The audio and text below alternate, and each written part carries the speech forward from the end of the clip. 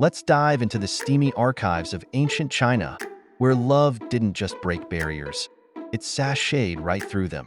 Back in the Han Dynasty, 202 BCE, 220 CE, same-sex relationships weren't just accepted, they were practically a flex. For the elite, indulging in bisexuality was like owning the latest luxury brand. Sophistication, status, and a touch of scandal wrapped in one. If you were a high-ranking official or emperor, having a same-sex lover wasn't taboo. It was trendy.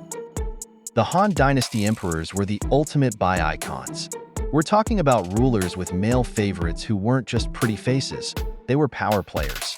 Historian Sima Qian even wrote the biographies of the emperor's male favorites, spilling all the tea about courtiers and eunuchs who knew how to work their charms. As Sima put it, it is not women alone who can use their looks to attract the eyes of the ruler. Translation: game recognizes game. And then there's the story of the cut sleeve.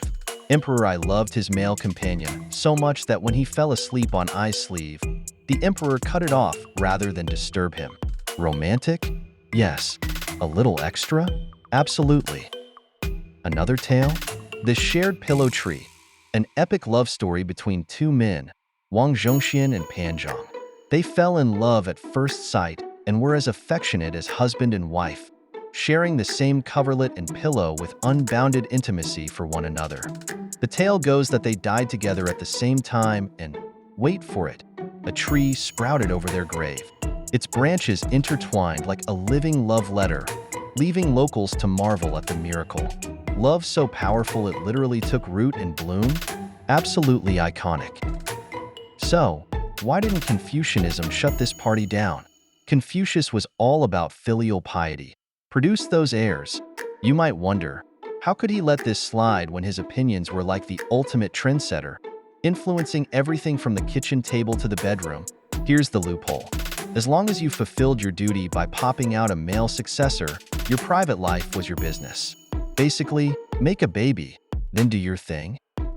Confucius possibly held back a little, likely aware that condemning such practices among the elite could alienate his patrons and, let's be real, threaten his own career, and maybe even his neck. His silence or lack of explicit condemnation might have been a strategic move to stay in favor with those in power.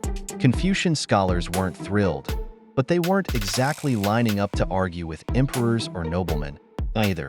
Self-preservation is key when it comes to keeping your head on your shoulders.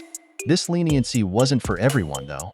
For commoners focused on survival, same-sex relationships weren't as openly celebrated. Family continuity came first. Fast forward to the late Qing dynasty, when Western missionaries showed up clutching their pearls and clutching Bibles. Portuguese priest Gaspar de Cruz didn't hold back, calling same-sex relationships a filthy abomination and blaming natural disasters on them. Subtle, right? With Christian morality entering the chat, bisexuality was pushed further into the shadows, hiding in the closet. So, ancient China's take? As long as you kept the family line alive, love who you want. Confucianism may have set the rules, but emperors, and their cut sleeves, found ways to bend them. Romance, rebellion, and societal loopholes? Ancient China had it all.